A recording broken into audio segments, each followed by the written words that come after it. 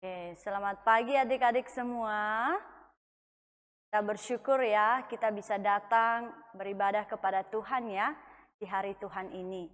Dan kita bersyukur meskipun sekarang ini masih pandemi ya, tetapi kita bisa beribadah ya di rumah kita masing-masing ya. Jadi adik-adik yang ada di rumah, lalu seharapkan kalian bisa duduk tenang, jangan kemana-mana lagi, jangan ada yang makan, jangan ada yang tidur, duduk dan beribadah dengan baik, ya.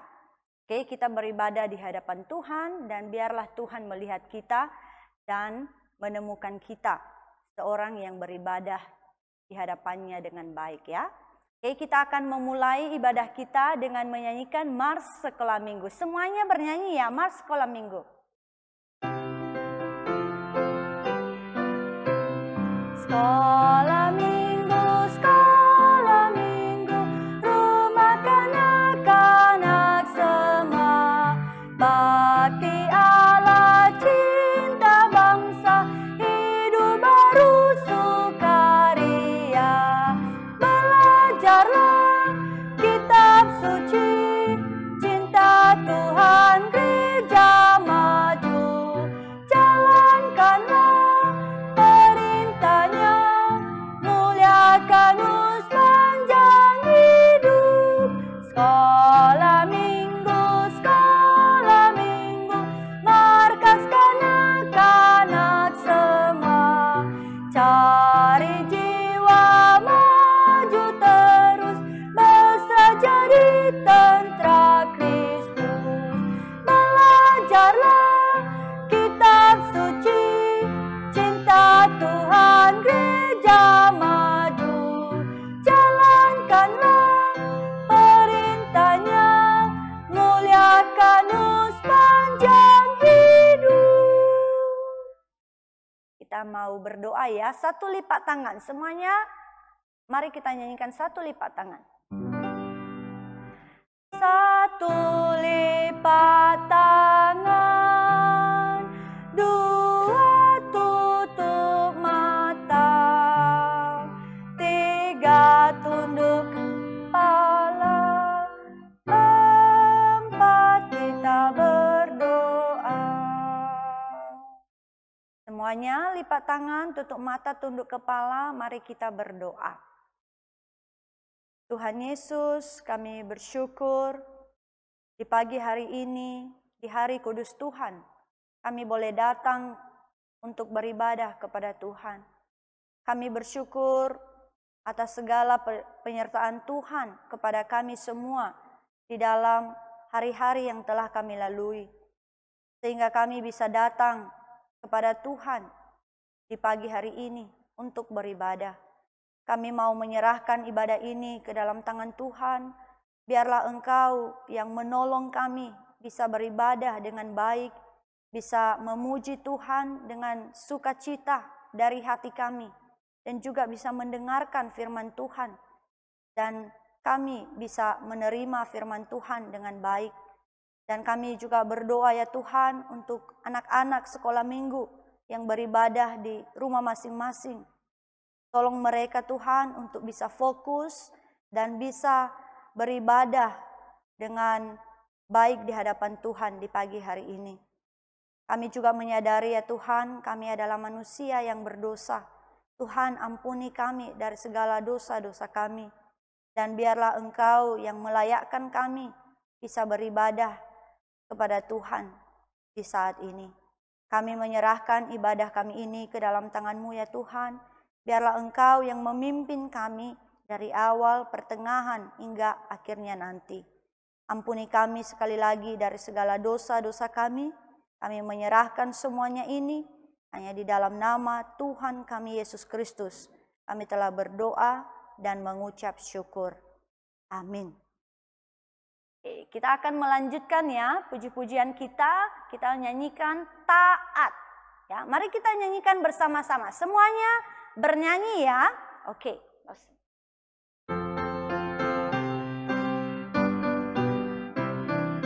T-A-A-T taat, jadilah anak taat. T-A-A-T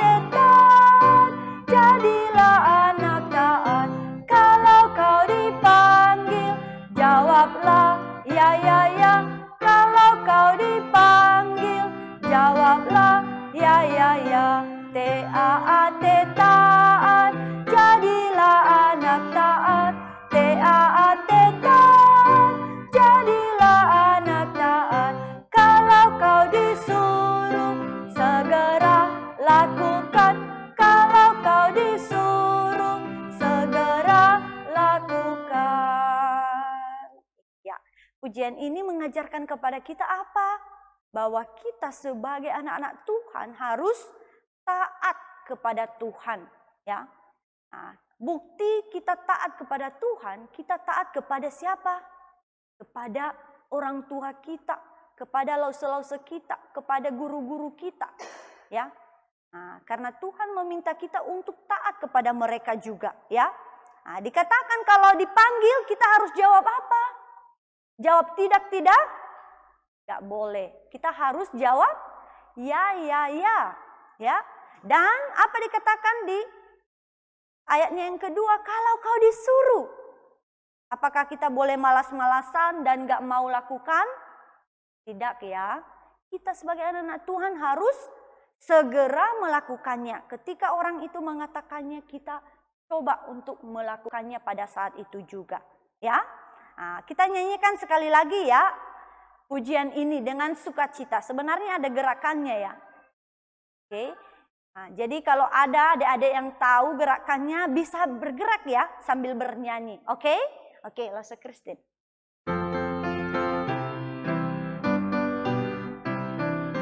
Taat, taat, jadilah anak taat.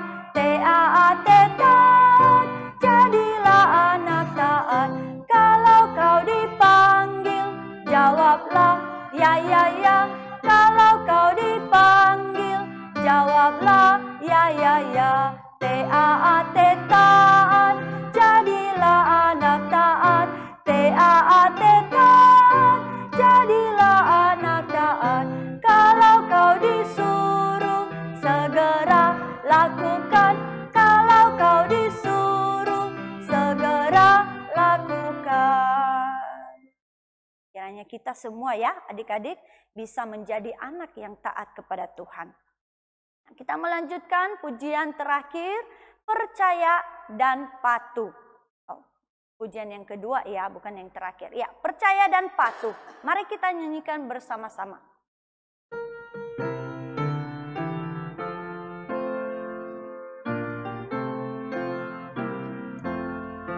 Bersama Tuhanku dalam terang firman-Nya, Ya yang menyinari jalanku. Ku turut perintah-Nya, Ya tinggal dalamku, beserta umat-Nya yang patuh. Percayalah dan patuh padanya, pasti kau dikasihi-Nya. Hanya percayalah, hilang awan gelap, lenyap bayang maut, saat tampak wajah Tuhanku.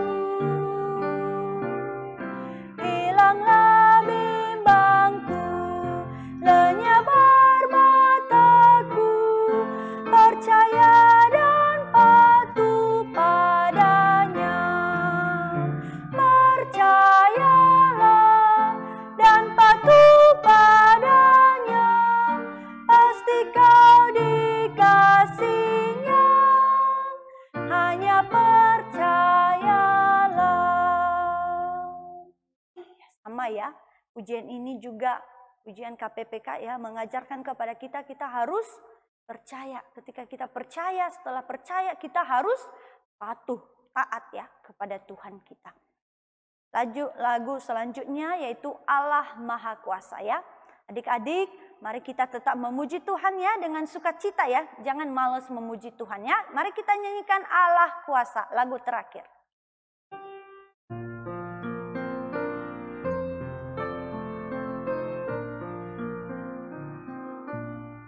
Allah kuasa melakukan segala perkara. Allahku Maha Kuasa. Dia ciptakan seisi dunia, atur segala masa.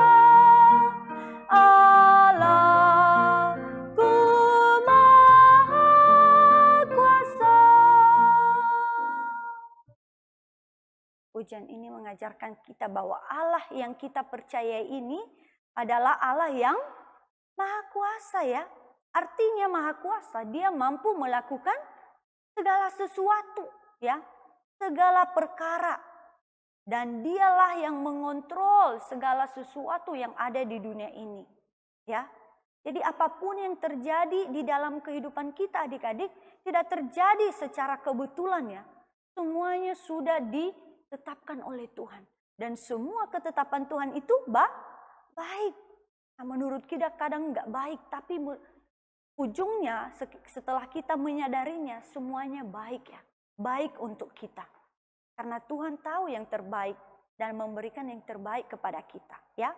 Jadi Allah yang kita sembah ini bukan Allah yang lemah ya, tapi Allah yang Maha Kuasa, yang mampu menolong, melindungi, dan menyertai kita selalu ya. Jadi diingat dan biarlah kita patut bersyukur akan hal itu ya. Sekarang kita masuk di dalam ayat hafalan kita ya. Sekarang ayat hafalannya terambil dari mana? Nah, lihat layarnya ya. Udah? Oke, mari kita baca bersama-sama, sebutkan dulu alamatnya, baru isinya, baru alamatnya lagi. Oke, kita baca 2 kali, baru setelah itu kita hapus pelan-pelan. Oke, nah, sekarang Mazmur 1, 2, 3, ya. Mazmur 121 ayat 7 sampai 8. Tuhan akan menjaga engkau terhadap segala kecelakaan. Ia akan menjaga nyawamu. Tuhan akan menjaga keluar masukmu dari sekarang sampai selama-lamanya. Mazmur 121 ayat 7 sampai 8. Oke, adik-adik dilihat dulu sebentar. Oke, siap? Kita ulang lagi ya, 1 kali lagi baru setelah itu kita hapus. Oke, 1, 2, 3, ya. Mazmur 121 ayat 7 sampai 8. Tuhan akan menjaga engkau terhadap segala kecelakaan. Ia akan menjaga nyawamu. Tuhan akan menjaga keluar masukmu dari sekarang sampai selama-lamanya. Mazmur 121 ayat 7 sampai 8. Sudah dilihat sebentar, kita hapus yang warna hijaunya ya. Tuhan akan menjaga engkau. Oke. Sekarang sudah dihapus, kita sebutkan. Oke, 1, 2, 3, ya. Mazmur 121 ayat 7 sampai 8. Tuhan akan menjaga engkau terhadap segala kecelakaan. Ia akan menjaga nyawamu. Tuhan akan menjaga masukmu dari sekarang sampai selama-lamanya. Mazmur 121 ayat 7 sampai 8. Kita udah hapus ya, Tuhan akan menjaga engkau. Sekarang kita hapus terhadap segala kecelakaan. Oke, kita hapus lagi. Siap? Oke, kita sebutkan lagi. 1, 2, 3, ya. Mazmur 121 ayat 7 sampai 8. Tuhan akan menjaga engkau terhadap segala kecelakaan. Ia akan menjaga nyawamu. Tuhan akan menjaga keluar masukmu dari sekarang sampai selama-lamanya. Mazmur 121 ayat 7 sampai 8. Nah, kita hapus, ia akan menjaga nyawamu. Oke, sudah? Kita sebutkan sama-sama. 1, 2, 3, ya. Mazmur 121 ayat 7 sampai 8. Tuhan akan menjaga engkau terhadap segala kecelakaan. Ia akan menjaga nyawamu. Tuhan akan menjaga keluar masukmu dari sekarang sampai selama-lamanya. Mazmur 121 ayat 7 sampai 8. Ya. Barisan yang keduanya itu iya ya, lo lupa ya. Tuhan yang awalnya baru iya, baru nanti yang terakhir juga Tuhan. Ya, oke? Minta maaf, sekarang kita lanjutkan. Tuhan akan menjaga keluar masukmu. Ya, kita hapus barisan ini ya. Oke, tinggal satu baris terakhir ya. Nah, kita sebutkan sama-sama. Mazmur 121. 1, 2, 3, ya. Mazmur 121 ayat 7 sampai 8. Tuhan akan menjaga engkau terhadap segala kecelakaan. Ia akan menjaga nyawamu. Tuhan akan menjaga keluar masukmu dari sekarang sampai selama-lamanya. Mazmur 121 ayat 7 sampai 8. Kita hapus semua isinya dari sekarang sampai selama-lamanya. Sudah? Tinggal alamatnya saja ya. Kita sebutkan ya. Terakhir nanti kita hapus alamatnya. Oke, tarik nafas. Sudah siap? 1, 2, 3, ya. Mazmur 121 ayat 7 sampai 8. Tuhan akan menjaga engkau terhadap segala kecelakaan. Ia akan menjaga nyawamu. Tuhan akan menjaga keluar masukmu dari sekarang sampai selama-lamanya. Mazmur 121 ayat 7 sampai 8. Wow, good ya adik-adik ya semua. Sekarang kita hapus alamatnya juga. Nggak ada lagi ya layar blank hitam semua. Oke, jadi kita sebutkan sekali. Oke, siap adik-adik? 1, 2, 3, ya. Mazmur 121 ayat 7 sampai 8. Tuhan akan menjaga engkau terhadap segala kecelakaan. Ia akan menjaga nyawamu. Tuhan akan menjaga keluar masukmu dari sekarang sampai selama-lamanya. Mazmur 121 ayat 7 sampai 8. Syukur ya untuk ayat firman Tuhan ini. Kita ingat ya bahwa Tuhan akan menjaga kita. Dia akan menjaga kita dari segala hal yang jahat ya. Karena dia peduli kepada kita ya. Nah, sekarang kita mau dengarkan pengumuman. Pengumuman yang pertama. Perhatikan ya. Bible Games berhadiah via Zoom akan diadakan sore ini jam 3 sampai jam 3.30. Mari kita ikut dan bisa mengajak teman-teman juga. Ya, diperhatikan jam 3 sampai 3.30 ya. Mari ikut program sekolah minggu di siang hari. Yang kedua, minggu depan, perhatikan yang ini ya. Ibadah sekolah minggu akan diadakan via apa? Via Zoom, bukan Facebook lagi ya. Via Zoom. Dan juga ada Facebook, disiarkan di Facebook juga ya. Jadi kita seperti biasa ibadahnya itu mulai jam 8.30 sampai 9.30. Jadi via Zoom sekarang. Oke, minggu depan. Jadi perhatikan hal ini. Nanti akan dikirimkan link Zoom-nya kepada kita semua ya. Yang ketiga, saat teduh anak sekolah minggu via Zoom diadakan setiap malam. Kelas TK sampai SD 3 jam 8 sampai 8.20, kelas SD 4 sampai remaja 8.30 sampai jam 9 malam.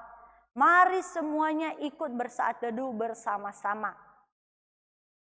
Yang terakhir, persekutuan doa malam via Zoom diadakan setiap malam Senin, Rabu, Kamis, Jumat, dan Sabtu jam 8.30 sampai 8.50. Semua guru dan asisten sekolah minggu diundang untuk ikut berdoa bersama. Oke? Nah, demikian saja pengumumannya. Sekarang kita mau mendengarkan firman Tuhan yang disampaikan oleh Lause Sarihon. Adik-adik semua duduk tenang ya, perhatikan firman Tuhan.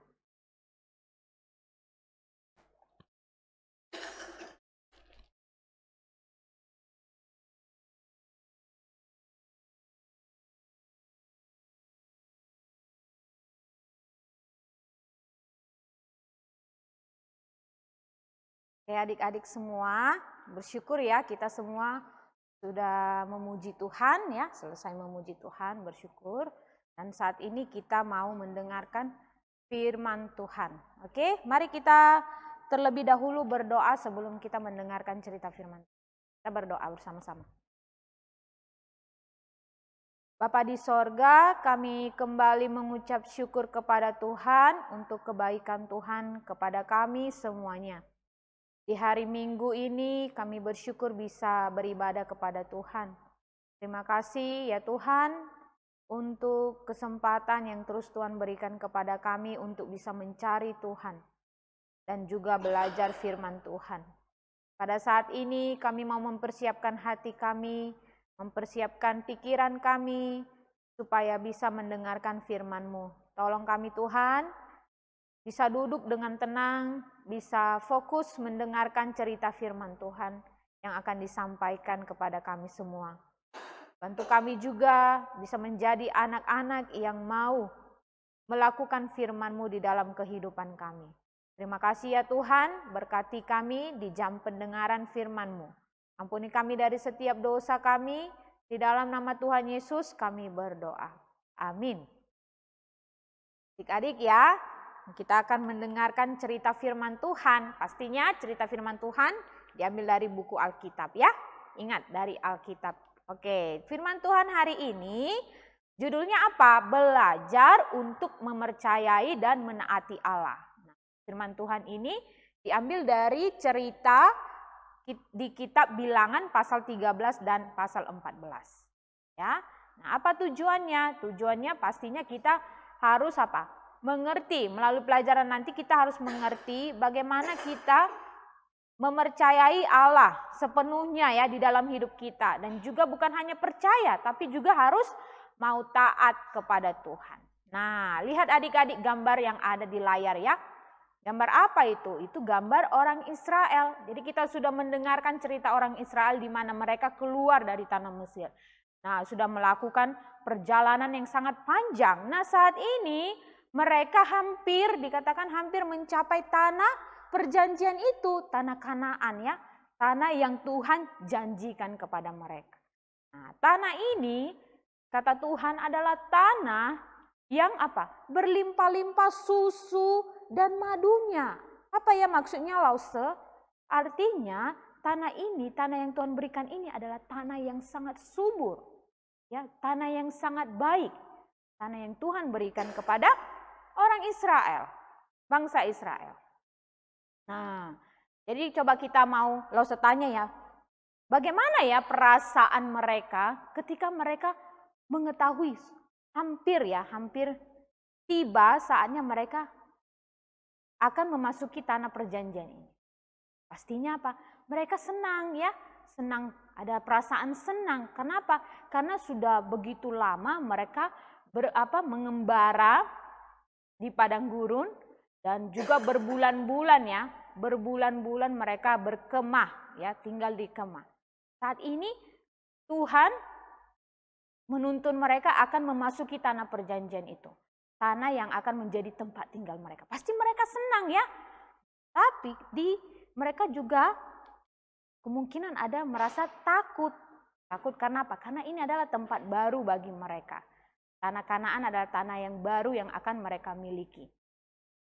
Tapi apakah mereka perlu merasa takut?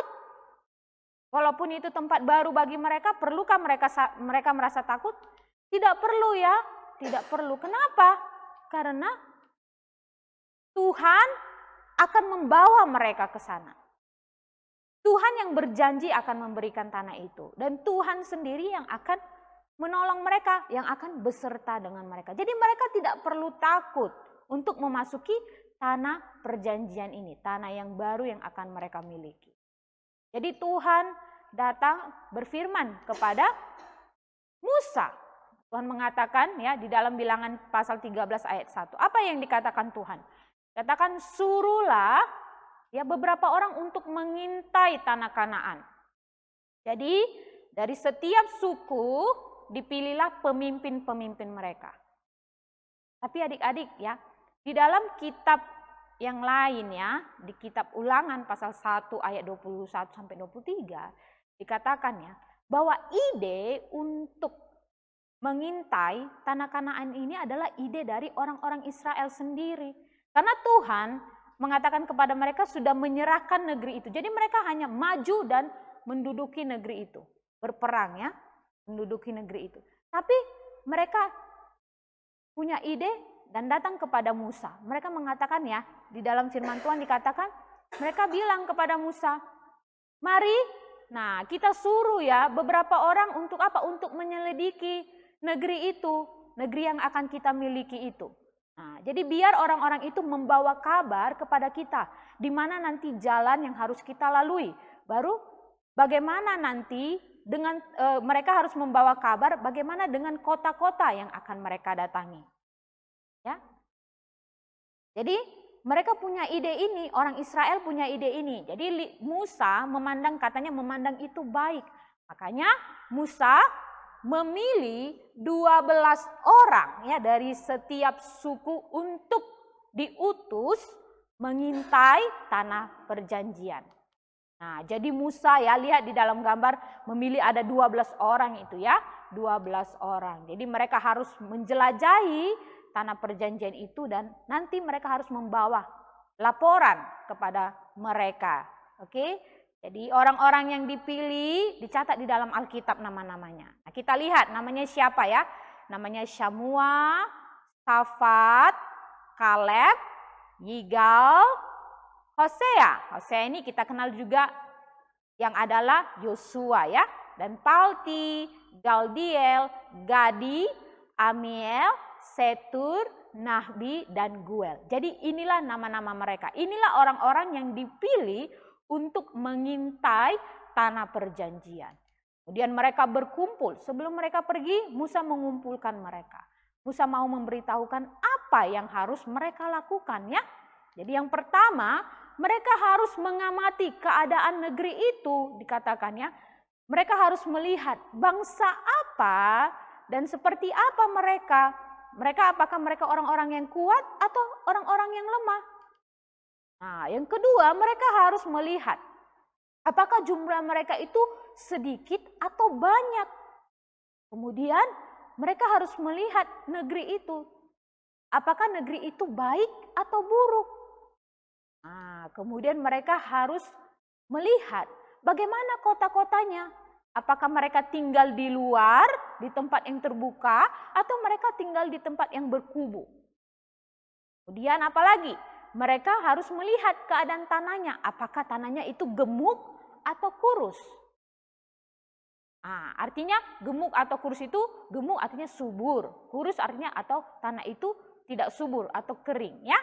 Kemudian apalagi? Mereka harus melihat apakah di sana ada pohon-pohon atau tidak ada pohon. Nah, yang terakhir mereka harus apa? Membawa sedikit dari hasil tanah itu. Jadi inilah yang harus mereka perhatikan. Nah, nanti mereka harus membawa laporan ini kepada Musa dan umat Israel. Jadi mereka memulai perjalanan mereka ya berangkat dari Kades Barnea, jalan-jalan ke atas ya. Ke atas dan melalui tanah Negeb di mana tempat tinggal ya orang Amalek. Baru mereka naik lagi ke atas ke daerah pegunungan. Naik. Lihat ya petanya adik-adik ya. Naik ke atas. Lihat panah ke atas. Nah, di sana mereka melihat ya keturunan orang Enak. Nah, orang-orang ini adalah orang-orang yang tinggi, orang yang kuat. Nah, Alkitab mengatakan bahwa orang-orang Enak ini adalah orang-orang yang raksasa ya. Karena apa? Karena bentuk tubuh mereka yang besar. Jadi mereka adalah orang-orang raksasa dikatakan. Kemudian umat Israel naik lagi ke atas ya, ke sebelah utara ya. Naik lagi dan mereka melalui perbukitan. Nah, di mana orang Het, orang Yebus, orang Amori tinggal.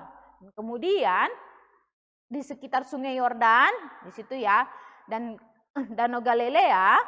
Nah, di sana mereka melihat orang Kanaan. Oke, jadi mereka sampai ke atas ya. Di situ ada Lake Galilee ya, dibuat di situ. Oke, itu Danau Galilea. Di sana mereka melihat kota-kota mereka. Nah, kota-kotanya kota-kota besar. Nah, dikatakan dibentengi dengan baik.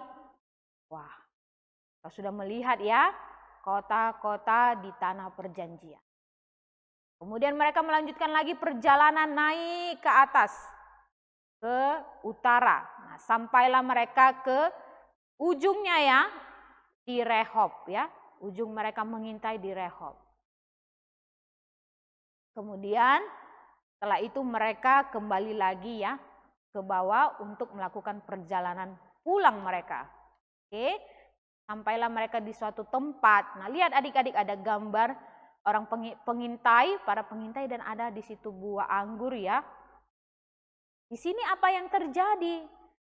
Di sini adalah tempatnya dinamakan Lembah Eskol. Nah, dicatat di dalam Alkitab, ketika mereka di Lembah Eskol, di situ ada mereka mengambil apa? Memotong cabang pohon anggur ya, dari anggur, oke? Mengambil satu tandan anggur. Pada saat itu, adik-adik, begitu suburnya tanah itu ya, satu tandan pohon anggur itu dikatakan harus dipikul oleh 2 orang dewasa. Artinya menghasilkan buah yang sangat banyak dan yang besar ya. Bukan hanya mereka membawa buah anggur, tapi mereka juga membawa buah delima dan juga buah ara. Jadi mereka setelah 40 hari melakukan pengintaian ya di tanah perjanjian itu, mereka kembali pulang ke Kades Barnea. Jadi 12 pengintai itu kembali pulang membawa anggur ya, anggur dari hasil tanah itu, buah delima dan juga buah ara. Sampailah mereka di Kades Barnea. Mereka menghadap kepada Musa dan Harun dan umat Israel. Mereka membawa apa? Mereka harus membawa apa tadi? Membawa laporan untuk diberitahukan kepada orang-orang itu ya. Dan mereka mengatakan, 10 orang pengintai mengatakan, tanah itu tanah yang baik ya, tanah yang berlimpah-limpah susu dan madu, artinya tanah yang subur. Nah, ini hasilnya, mereka tunjukkan anggur tadi, buah delima dan buah ara yang mereka bawa. Hasilnya yang sangat baik ya. Menghasilkan buah yang besar, yang baik. Ketika orang Israel mendengar itu, menurut adik-adik bagaimana perasaannya? Pasti mereka senang ya. Kenapa? Karena tanah yang akan mereka miliki ini adalah tanah yang subur, tanah yang baik untuk mereka diami. Tapi 10 pengintai ini melanjutkan laporan mereka. Nah, mereka mengatakan, wah, di sana ada orang yang kuat, orang-orangnya kuat. Kemudian apalagi dikatakan kota-kotanya sangat besar. Dan di sana juga ada keturunan orang Enak. Di sana ada orang Amalek, ada orang Het, ada orang Yebus, orang Amori, dan juga orang Kanaan. Mereka memberikan laporan kepada umat Israel, Musa dan Harun. Coba adik-adik pikirkan, ketika mereka mendengarkan itu, ada orang yang kuat, kota-kotanya dibentengi dengan sangat besar ya, tembok yang besar, dan ada juga orang-orang raksasa. Bagaimana perasaan mereka ketika mendengar laporan ini? Pastinya mereka mulai apa? Ketakutan dan bersungut-sungut. Karena apa? Karena mereka sudah melihat dan memikirkan, membandingkan diri mereka dengan orang-orang yang ada di sana. Hanya dikatakan dalam firman Tuhan, Kaleb harus menenteramkan ya, mencoba menenteramkan hati bangsa itu. Kaleb bilang apa? Tidak perlu takut. Kita harus maju ya. Kita akan menduduki negeri itu. Nah, kita pasti akan mengalahkan mereka. Walaupun mereka adalah orang-orang yang kuat, yang tubuhnya raksasa, yang besar-besar. Tapi kita bisa mengalahkan mereka. Kenapa Kaleb begitu yakin kalau mereka bisa menang? Karena dia percaya, ya adik-adik, dia percaya bahwa Tuhan Allah akan menyertai mereka. Tuhan Allah ini yang sudah berjanji akan memberikan tanah perjanjian ini Jadi Tuhan akan sertai mereka dan Tuhan akan tolong mereka untuk apa? Bisa mendapatkan tanah perjanjian itu. Kaleb punya iman kepada Tuhan, dia percaya kepada Tuhan. Tapi apa yang terjadi? Jika orang-orang itu mendengarkannya, 10 pengintai itu mengatakan, tidak, kita tidak bisa maju menyerang. Tidak akan bisa berperang dengan mereka. Karena apa? Karena mereka itu adalah orang-orang yang kuat daripada kita. Wah, mereka membandingkan diri mereka dan melupakan Tuhan yang sudah menolong mereka. Tuhan yang menjadi Allah mereka yang memimpin mereka. Mereka melihat kekuatan mereka sendiri. Percaya kepada diri mereka sendiri. Makanya mereka bilang, kita ini orang-orang yang tidak kuat. Tidak akan bisa berperang melawan mereka. Jadi mereka dikatakan dalam Alkitab membawa kabar busuk. Artinya kabar yang membuat orang-orang Israel ini menjadi takut ya. Karena laporan-laporan mereka ini, laporan-laporan yang mengatakan, katakan semua yang kami lihat itu tinggi-tinggi perawakannya. Orang-orang yang tinggi, orang-orang yang besar. 10 pengintai bilang. Jadi tidak bisa menyerang mereka. Mereka ini adalah orang-orang enak, orang-orang yang raksasa. Bahkan kami melihat diri kami ini seperti belalang. Membandingkan diri mereka seperti belalang dengan orang-orang yang ada di sana. Artinya apa adik-adik? Ketika mereka mengatakan diri mereka seperti belalang, mereka menganggap diri mereka itu kecil, tidak bisa, orang yang lemah, orang yang tidak akan bisa berperang melawan orang-orang yang ada di tanah perjanjian. Nah, inilah ketidakpercayaan 10 pengintai dan orang-orang Israel yang mendengarkan kabar ini. Mereka membandingkan diri mereka dan tidak mengingat Tuhan lagi. Tidak melihat kuasa Tuhan yang ada, yang terjadi, yang sudah terjadi dalam hidup mereka. Dan mereka ya, pada malam hari itu dikatakan seluruh bangsa itu ya menangis. Menangis kenapa? Karena mereka bersungut-sungut kepada Tuhan. Datang kepada Harun dan Musa. Dan mereka mengatakan apa? Lebih baik apa? Lebih baik kami mati di Mesir dan mati di padang gurun ini daripada kami harus berperang. Karena apa? Karena kami juga akan mati ketika kami berperang. Dan nanti anak-anak dan istri kami kemana? Mereka akan menjadi orang-orang tawanan. Jadi mending lebih baik kita tidak usah pergi ke tanah perjanjian. Jadi kita balik saja kembali ke Mesir. Baik kita mengangkat seorang untuk memimpin kita. Nah lihat adik-adik, betapa buruknya sungut-sungut orang Israel ini. Mereka mengatakan lebih baik tidak berperang, tidak memasuki tanah perjanjian, daripada pergi ya. Dan mereka melihat bahwa lebih baik pergi kembali ke Mesir. Hati mereka memiliki hati yang sangat tidak percaya dengan kuasa Tuhan. Ketika itu juga, ketika Yosua dan Kaleb mendengarkan sungut-sungut mereka, Yosua dan Kaleb berdiri ya, mereka apa? Mengatakan kepada orang-orang itu, kepada orang-orang Israel, untuk tidak takut. Kenapa? Karena negeri yang Tuhan berikan ini adalah negeri yang sangat luar biasa. Luar biasa baiknya. Kalau Tuhan berkenan, mereka mempunyai negeri ini, memiliki negeri ini, menempati negeri ini, maka Tuhan sendiri yang akan membawa mereka masuk ke tanah perjanjian ini. Tuhan sendiri yang akan memberikan tanah ini. Tanah yang Tuhan bilang berlimpah-limpah dengan susu dan madu. Tanah yang subur, yang sangat baik yang akan mereka miliki. Jadi tidak perlu takut, tidak boleh memberontak kepada Tuhan. Jangan takut kepada bangsa itu, jangan membandingkan dirimu, jangan membandingkan kekuatanmu dengan mereka. Karena apa? Karena mereka bisa dikalahkan oleh orang-orang Israel. Mereka akan menelan habis orang-orang itu karena Tuhan sendiri yang akan berperang, yang akan menyertai mereka. Jadi yang perlu mereka miliki adalah iman, percaya kepada perkataan Tuhan. Seperti yang dimiliki oleh Yosua dan Kaleb. Mereka beriman kepada firman Tuhan dan juga mereka mengikuti, artinya menaati rencana Tuhan ini. Rencana yang baik. Mereka tidak bimbang dan tidak mengeluh, tidak bersungut-sungut. Tapi yakin mereka akan menang melawan orang-orang yang ada di tanah perjanjian. Tapi adik-adik, ketika Yosua dan Kaleb mengatakan itu kepada umat-umat itu, nah lihat apa reaksi mereka.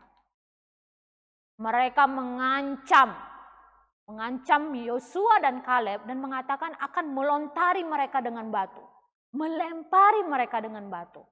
Karena perkataan mereka tadi ya, meyakinkan orang-orang ini harus percaya Tuhan. Ketika Tuhan melihat mereka, Tuhan hadir ya.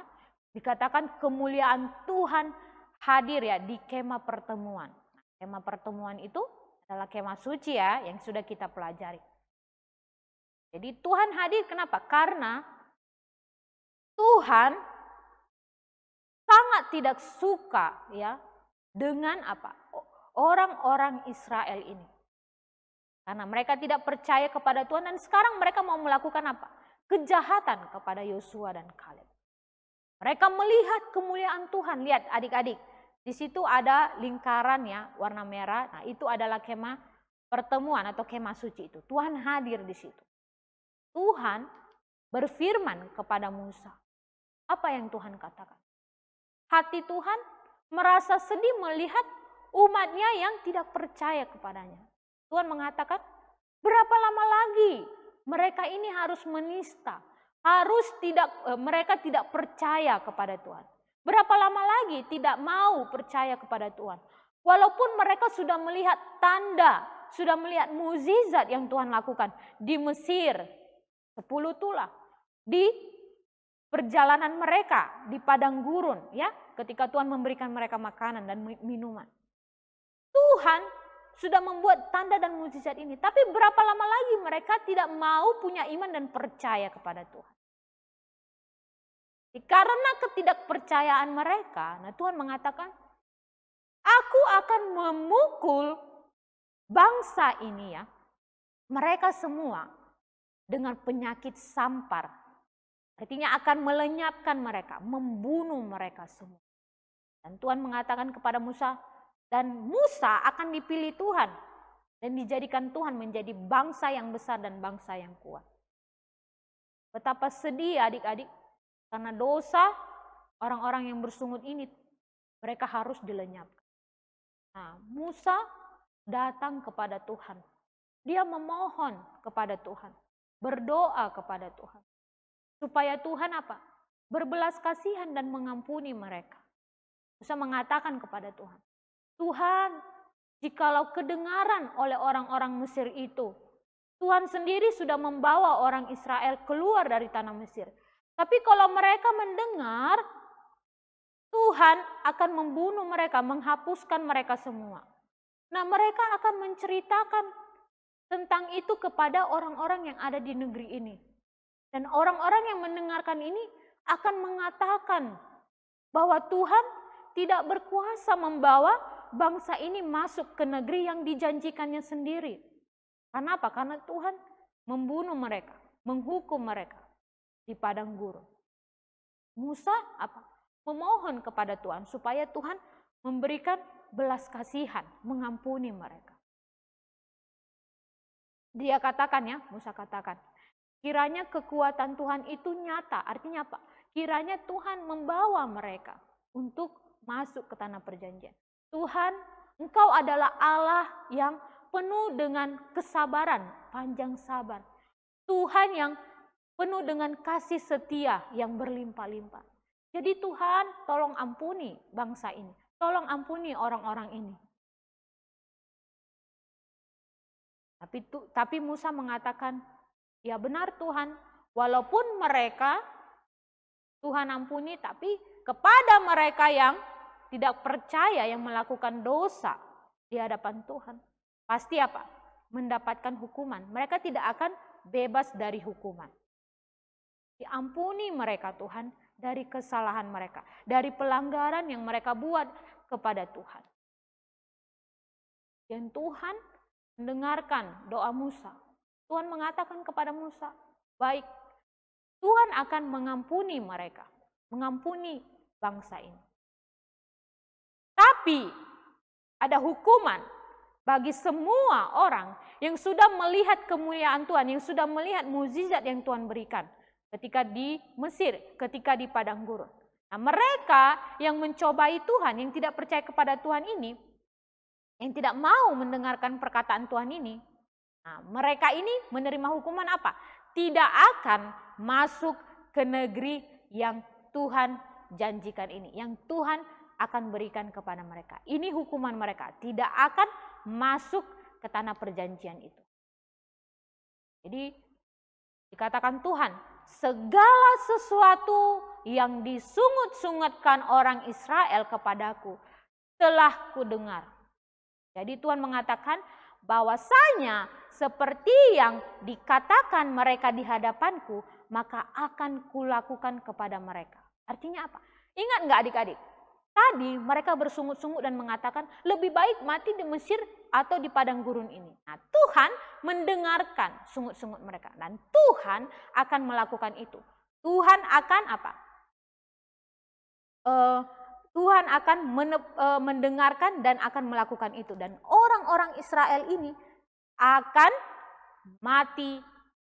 Orang-orang yang bersungut-sungut ini akan mati di padang gurun. Jadi semua, siapa saja, semua yang berumur 20 tahun ke atas. Tadi Tuhan bilang mereka ini tidak akan masuk ke tanah perjanjian. Mereka ini akan mati di padang gurun. Sesuai dengan permintaan mereka tadi. Sungut-sungut mereka tadi. Tapi kecuali Kaleb dan Yosua. Kaleb dan Yosua akan dibawa Tuhan masuk ke tanah perjanjian itu. Bagaimana dengan anak-anak mereka? Anak-anak mereka juga akan Tuhan bawa masuk ke dalam tanah perjanjian itu. Tapi ada yang harus mereka lalui. Semua mereka harus menanggungnya. Kesalahan orang-orang yang telah tidak percaya kepada Tuhan ini, yang bersungut-sungut kepada Tuhan ini. Apa yang harus mereka tanggung? Anak-anak mereka juga harus menanggungnya. Untuk apa? Mengembara ya di padang gurun selama berapa hari? Bukan berhari saja ya, tapi bertahun. Dikatakan dalam firman Tuhan, 40 tahun mereka harus mengembara di padang gurun. Sampai nanti orang-orang yang 20 tahun ke atas ini mati. Habis mati di padang gurun. Jadi kenapa 40 tahun? Katakan sesuai dengan jumlah hari mereka mengintai. Berapa tadi? Berapa hari? 40 hari. Jadi satu hari dihitung sama dengan 1 tahun. Jadi 1 hari 1 tahun. Jadi 40 hari jadi menjadi 40 tahun.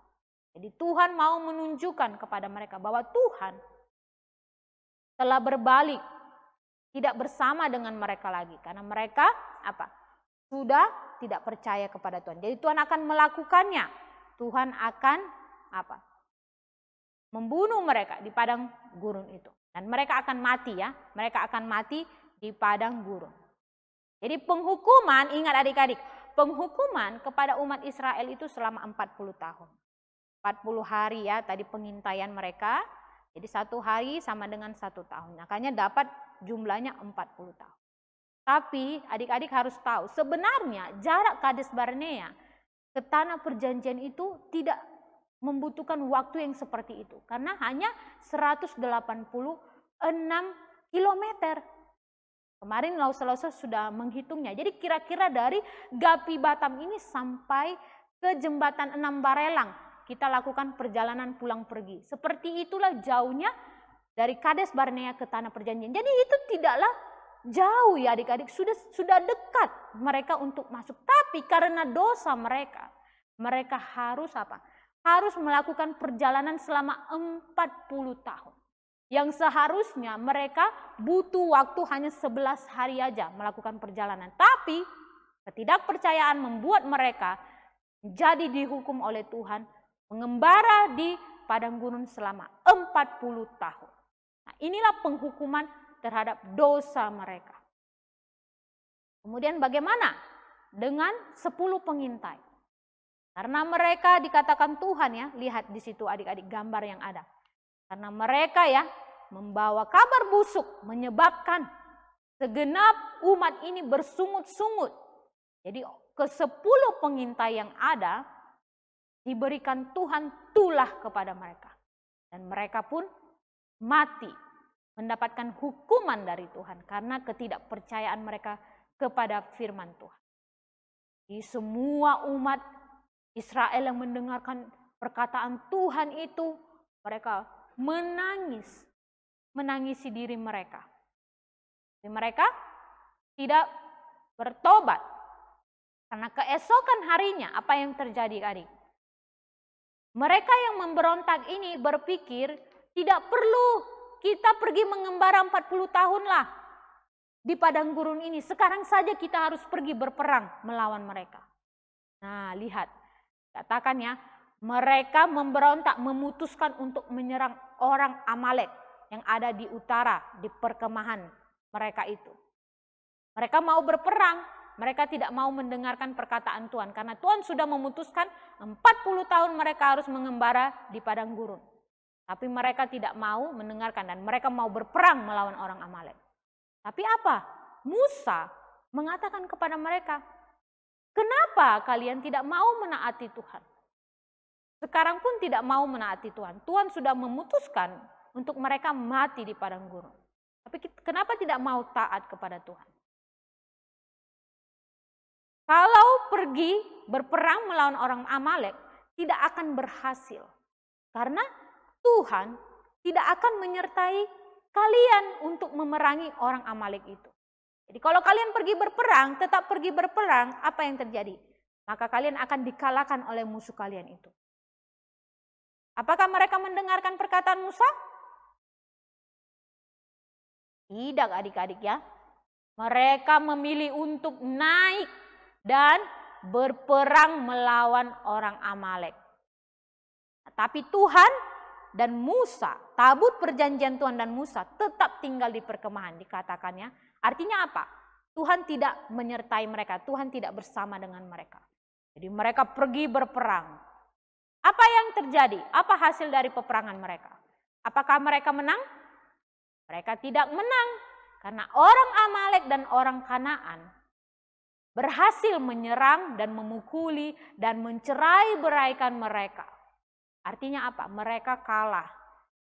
Dan orang Amalek dan orang Kanaan itu yang menang. Nah, ini bukti perkataan Tuhan. Karena Tuhan tidak menyertai mereka, maka mereka kalah dalam peperangan. Akhirnya orang Israel ya mengakui bahwa mereka tidak akan bisa lagi masuk ke tanah Kanaan. Karena apa? Karena mereka sudah kehilangan ya kesempatan itu karena ketidakpercayaan mereka. Kesempatan untuk masuk ke tanah perjanjian sudah hilang dari orang-orang yang bersungut-sungut ini, orang-orang yang tidak percaya Tuhan. Makanya setelah itu 40 tahun berikutnya mereka harus mengelilingi jalan-jalan di situ-situ saja selama 40 tahun mengembara di padang gurun. Sampai nanti orang-orang itu mati semuanya ya, yang 20 tahun ke atas itu mati semuanya. Nanti anak-anak orang Israel lah yang akan masuk ke tanah perjanjian. Nah adik-adik, dari pelajaran hari ini ya, kita belajar harus percaya kepada seluruh perkataan Tuhan di dalam firman-Nya, di dalam Alkitab. Ketika Tuhan berjanji kepada umatnya, perkataannya itu adalah iya dan pasti. Kita harus percaya. Seperti umat Israel yang dikatakan Tuhan akan memasuki tanah perjanjian. Nah, Tuhan akan melakukan itu dan harus percaya kepada perkataan Tuhan. Nah, kita orang-orang percaya ya. Kata Tuhan, kalau kita percaya Tuhan Yesus, kita akan masuk surga. Kita harus mengamini, percaya dan yakin. Nanti kita akan masuk surga. Jangan kamu meragukan perkataan Tuhan. Harus percaya. Ya. Nah, sebagai anak-anak Tuhan, kita juga harus apa? Menaati firman Tuhan. Bukan hanya percaya, tapi harus patuh, harus taat. Ketika Tuhan mengatakan sebagai anak-anak Tuhan, kita harus mencari Tuhan, supaya mengenal Tuhan. Nah, kita harus baca Alkitab. Kata Tuhan, kita harus selalu ingat untuk berdoa, bersandar kepada Tuhan. Nah, kita harus taati setiap hari berdoa. Sebelum kita tidur, sesudah kita bangun, bahkan kita mengucap syukur untuk makanan yang Tuhan berikan. Kita harus tahu mengucap syukur dan berdoa kepada Tuhan. Itu bukti ketaatan kita. Nah, kita juga tidak boleh melakukan dosa. Ketika Tuhan mengatakan kita tidak boleh berantam, harus mengasihi. Tak boleh pukul-pukul sama saudara-saudara kita ya, tapi harus saling mengasihi. Tak boleh juga melawan orang tua, karena itu tidak menghormati orang tua. Jadi kita harus taat firman Tuhan. Tuhan dari pelajaran ini kita lihat ya, menghukum umatnya jika mereka tidak taat kepadanya. Seperti mereka yang sudah bersungut-sungut, Tuhan hukum mereka tidak masuk ke tanah perjanjian dan menghukum mereka juga mati di padang gurun. Kita juga, kalau kita tidak taat kepada Tuhan ya, kita akan menerima hukuman. Contohnya, kalau saya tulis di situ, kalau kamu menyontek, ketahuan ya, apa yang kamu dapat hukumannya? Dihukum gurumu, dan kamu bisa mendapatkan nilai yang jelek. Karena menyontek itu adalah dosa. Jadi Tuhan akan menghukum dosa itu. Contoh yang lain lagi, mencuri uang. Tak uang kakakmu, uang adikmu, atau uang mama papamu. Apakah orang tuamu akan berdiam diri? Tidak. Mereka akan merotani kamu, memukul kamu untuk apa? Memberi hukuman supaya kamu tidak melakukannya lagi. Di setiap perbuatan yang kita lakukan, dosa yang kita lakukan akan ada hukumannya. Jadi adik-adik, melalui pelajaran hari ini kita diajarkan supaya lebih taat lagi kepada Tuhan dan percaya kepada setiap perkataan Tuhan. Nah, kiranya Tuhan menolong kita semua bisa melakukan firman Tuhan ini di dalam kehidupan kita setiap hari. Mari kita berdoa bersama-sama. Bapa di sorga, kami bersyukur untuk firman-Mu yang kami dengarkan di pagi hari ini. Tuhan, seperti yang Engkau ingini bahwa kami anak-anak-Mu harus selalu percaya kepada perkataan-Mu. Bantulah kami untuk sungguh-sungguh percaya kepada Tuhan, kepada perkataan Tuhan di dalam Alkitab. Bantulah kami juga Tuhan, bukan hanya menjadi pendengar firman Tuhan, tetapi juga menjadi pelaku firman Tuhan dengan menaati semua perkataan Tuhan setiap harinya di dalam kehidupan kami. Tuhan, kami belajar dari orang-orang Israel, di mana mereka yang bersungut-sungut dan tidak percaya kepadamu. Bantu kami supaya tidak melakukan hal yang sama, tetapi kami punya hidup yang mau bersandar, taat, dan beriman kepada Tuhan. Supaya hidup kami Tuhan bisa menyenangkan hati-Mu. Terima kasih Tuhan untuk firman-Mu, dan kami memohon ampun untuk setiap dosa dan kesalahan yang kami perbuat. Di dalam nama Tuhan Yesus kami berdoa. Amin. Nah adik-adik, sebelum kita mengakhiri ya sekolah minggu kita, lalu saya ingatkan kembali nanti sore jam 3 sampai 3.30 ada program Bible Games berhadiah. Jadi adik-adik semuanya jangan lupa ya ikut dan boleh ajak teman-teman. Kemudian mulai minggu depan sekolah minggu kita via Zoom seperti kemarin yang kita lakukan ya waktu di SAL. Juga akan disiarkan di Facebook. Oke, jam 8.30 sampai jam 9.30. Nah, ingat saat teduh setiap malam. Jam 8 sampai 8.20 untuk kelas TK sampai SD 3, 8.30 sampai jam 9 untuk kelas SD 4 sampai remaja. Kiranya Tuhan ya menolong kita semua. Selamat hari Minggu, Tuhan Yesus memberkati.